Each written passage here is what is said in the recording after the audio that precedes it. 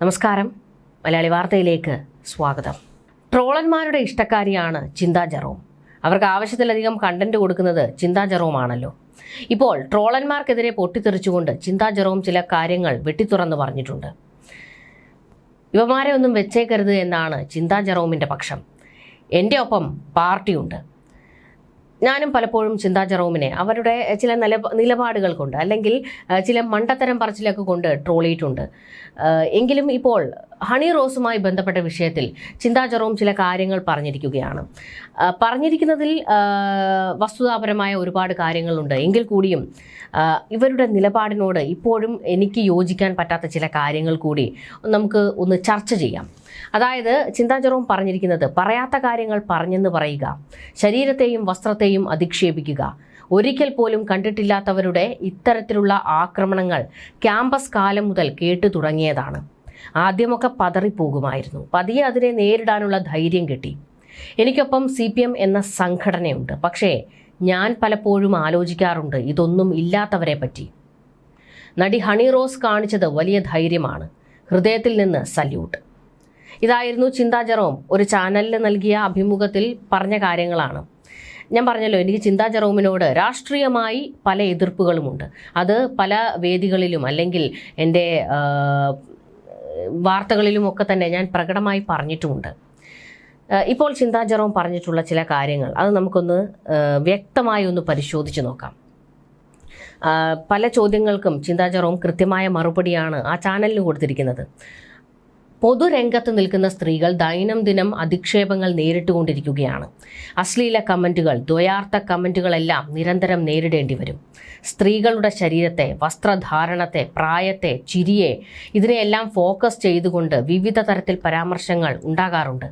പലതും വസ്തുതാവിരുദ്ധമായ കാര്യങ്ങളാണ് പരാമർശിക്കുന്നത്.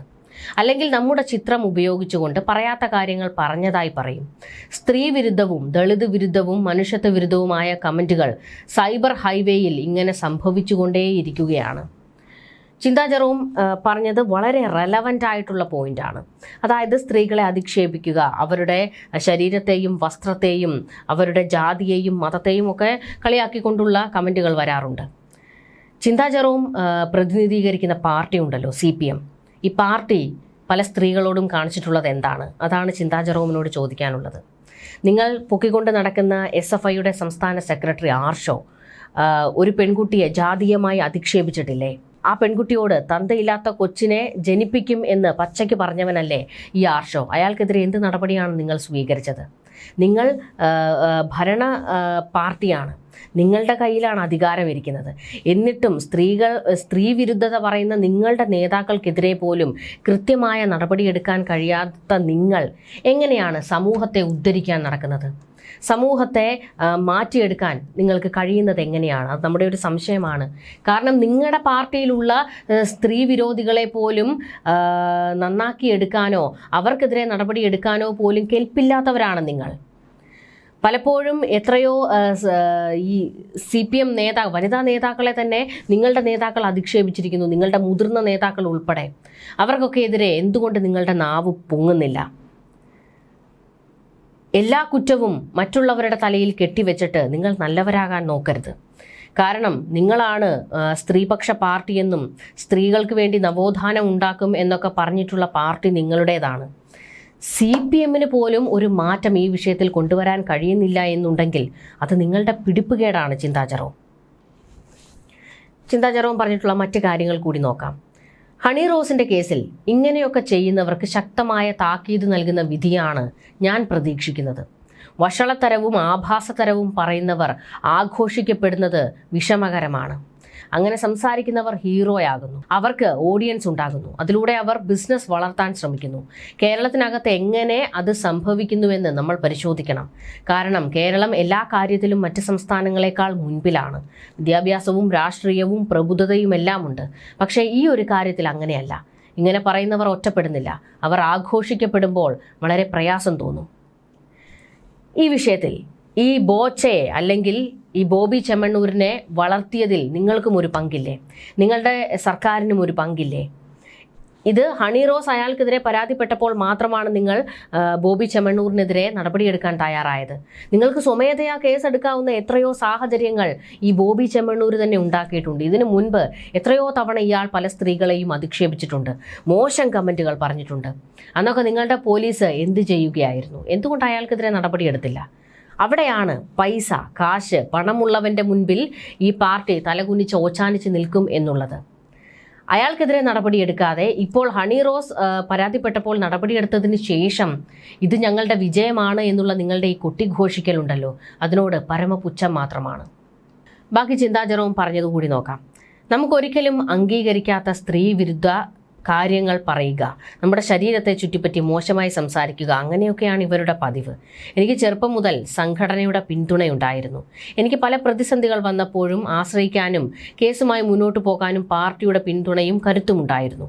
ഇതൊന്നുമില്ലാതെ നിൽക്കുന്ന സ്ത്രീകൾക്ക് ഇത്തരം പ്രശ്നങ്ങൾ വരുമ്പോൾ വലിയ തോതിലുള്ള ട്രോമ നേരിടേണ്ടി വരും. നമ്മളെക്കുറിച്ചില്ലാത്ത കാര്യങ്ങൾ പറയുമ്പോൾ വല്ലാത്ത ട്രോമ നേരിടേണ്ടി വരും. നിങ്ങളുടെ പാർട്ടി ആഫീസുകളിൽ എത്രയോ സഖാത്തികളാണ് പീഡനത്തിനിരയായിട്ടുള്ളത്, ലൈംഗിക ചൂഷണത്തിനിരയായിട്ടുള്ളത്. അവർക്കെന്ത് നീതി കൊടുക്കാൻ നിങ്ങൾക്ക് കഴിഞ്ഞിട്ടുണ്ട് ചിന്താ ജെറോം? അവർക്കുണ്ടായിട്ടുള്ള ട്രോമയെക്കുറിച്ച് നിങ്ങൾ ചിന്തിച്ചിട്ടുണ്ടോ? അതിനൊന്നും നിങ്ങൾക്ക് കഴിവില്ല. നിങ്ങളെപ്പോഴും നിങ്ങളുടെ കണ്ണിലെ കരട് അവിടെ നിർത്തിക്കൊണ്ട് സമൂഹത്തെ നന്നാകാൻ നടക്കുകയാണ്. ഇതിലൊക്കെയാണ് നമുക്ക് നിങ്ങളോട് വിയോജിപ്പുള്ളത്.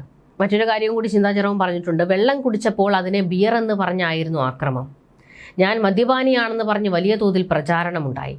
ഞങ്ങൾ കുടിക്കുന്നതൊക്കെ കരിങ്ങാലി വെള്ളം, ഞങ്ങൾ വലിക്കുന്നത് കറിവേപ്പില എന്ന് പറഞ്ഞ് എൻ്റെ പടം വെച്ചൊരു പോസ്റ്റ് കണ്ടു. ഇതൊക്കെ എന്ത് സന്ദേശമാണ് നൽകുന്നത്? സ്ത്രീകളെ ഉപഭോഗ വസ്തുവായി കാണുന്ന രീതിയുണ്ട്. സ്ത്രീകൾക്ക് നേരെ എന്തും പറയും എന്നത് പുരുഷ മേധാവിത്വ സമൂഹത്തിൻ്റെ കാഴ്ചപ്പാടാണ്. അങ്ങനെ പറയാനുള്ള അവകാശമുണ്ടെന്ന തോന്നലിൽ പറഞ്ഞുകൊണ്ടേയിരിക്കുകയാണ്. ഇതിനൊരു മാറ്റമുണ്ടാകും. എന്നാണ് ആ മാറ്റം ഉണ്ടാകുക ചിന്താ ജെറോം? അതാണ് നമ്മുടെ ചോദ്യം. സ്ത്രീകളെ ഉപഭോഗ വസ്തുവായി കാണുന്ന കാര്യം പറയുമ്പോൾ നിങ്ങളുടെ പാർട്ടിക്കാരും അതിലൊട്ടും മോശമൊന്നും അല്ലല്ലോ. സ്ത്രീകൾക്ക് സ്വാതന്ത്ര്യം കൊടുക്കുന്നില്ല എന്ന് നിങ്ങൾ തന്നെ പറയുന്നു. അപ്പോൾ പിന്നെ ചോദിക്കാനുള്ളത്, കേരളം സ്വപ്നം കണ്ടിരുന്ന ഒരു വനിതാ മുഖ്യമന്ത്രി കെ ശൈലജ, അങ്ങനെ ഒരു സ്വപ്നം മലയാളികൾക്കുണ്ടായിരുന്നു. അതിനുപോലും നിങ്ങളുടെ പുരുഷ മേധാവിത്വം അനുവദിച്ചില്ല. നിങ്ങളുടെ പാർട്ടിയിലെ ചില തലക്കരം പിടിച്ചവരുടെ ഇടപെടൽ കൊണ്ട് അതിന് കഴിഞ്ഞില്ല. നിങ്ങളുടെ പാർട്ടിയുടെ തലതൊട്ടപ്പന്മാർ സ്ത്രീകളെ വളർത്താൻ അനുവദിക്കില്ല എന്നുള്ളതിൻ്റെ തെളിവ് തന്നെയാണല്ലോ കെ ശൈലജയെ വെട്ടിയൊതുക്കിയത്. ഇത് മാത്രമല്ല, മറ്റൊരു ചോദ്യം കൂടി ആ ചാനലുകാർ ചോദിച്ചതിന് ചിന്ത പറഞ്ഞിരിക്കുന്നത്, ചിന്തയ്ക്ക് നേരെ നടക്കുന്ന സൈബർ ആക്രമണങ്ങൾക്ക് പിന്നിൽ ആരൊക്കെയാണ് എന്നുള്ള ചോദ്യം ചോദിച്ചിരുന്നു. അതിന് ചിന്തയുടെ മറുപടി ഇങ്ങനെയാണ്: അതിൽ പലരും വിദേശത്ത് നിന്നാണ്, അവരെ പിടിക്കാൻ പറ്റില്ല, മുഖം മൂടി പ്രൊഫൈലുകളാണ്. ഞാൻ കൊടുത്തിട്ടുള്ള പല കേസുകളിലും ഫേസ്ബുക്ക് പ്രൊഫൈലുകളുടെ പിന്നിൽ ആരെന്ന് കണ്ടെത്താൻ പോലീസിന് ഫേസ്ബുക്കിൻ്റെ അനുമതി ചോദിക്കേണ്ടി വന്നിട്ടുണ്ട്. അതിൻ്റെ കാലതാമസം ഉണ്ടായിട്ടുണ്ട്. എന്നാൽ അതൊന്നും മനോവീര്യത്തെ ബാധിക്കരുത്. നമ്മൾ അതിന് പിന്നാലെ തന്നെ ശക്തമായി പോരാടണം. മറ്റൊരു ചോദ്യം കൂടി ചോദിച്ചിട്ടുണ്ട്. CPM-ലെയും യുവാക്കളെ ഇക്കാര്യത്തിൽ ബോധവാന്മാരാക്കണ്ടേ? അതൊരു റെലവൻ്റ് ആയിട്ടുള്ള ചോദ്യമായിരുന്നു. കാരണം ഇവരുടെ സൈബർ സഖാക്കൾ ഉണ്ടല്ലോ, സൈബർ ഇടത്തിൽ എത്രയോ സ്ത്രീകളെയാണ് അങ്ങേയറ്റം അധിക്ഷേപിച്ചിട്ടുള്ളത്. അതിന് ചിന്ത കൊടുത്ത മറുപടി ഇതാണ്: യുവജന കമ്മീഷൻ ചെയർപേഴ്സൺ ആയിരുന്നപ്പോൾ ഇതിനായി ഞാനൊരു ക്യാമ്പയിൻ നടത്തി. കക്ഷി രാഷ്ട്രീയത്തിൽ ഒതുങ്ങുന്ന വിഷയമല്ല ഇത്. പൊതുവെ സമൂഹത്തിലുള്ള ഒരു അവബോധം സൃഷ്ടിക്കണം. അതിൽ രാഷ്ട്രീയമോ മതമോ മറ്റ് വേർതിരിവോ ഒന്നുമില്ല. നിലപാടുകളിൽ അഭിപ്രായ വ്യത്യാസമുണ്ടാകാം, രാഷ്ട്രീയ എതിർപ്പുകൾ ഉണ്ടാകാം, അതൊക്കെ രേഖപ്പെടുത്താം. എന്നാൽ അത് രേഖപ്പെടുത്തുമ്പോൾ സ്ത്രീവിരുദ്ധ പരാമർശങ്ങൾ ഉണ്ടാകാതിരിക്കാൻ ബോധവാന്മാരായിരിക്കണം. ആദ്യം നിങ്ങൾ നിങ്ങളുടെ പാർട്ടിയിലുള്ളവരെ നന്നാക്കൂ, എന്നിട്ടല്ലേ പുറത്തേക്കിറങ്ങി സമൂഹത്തെ നന്നാക്കേണ്ടത്. ചിന്ത. ന്യൂസ് ഡെസ്ക് മലയാളി വാർത്ത.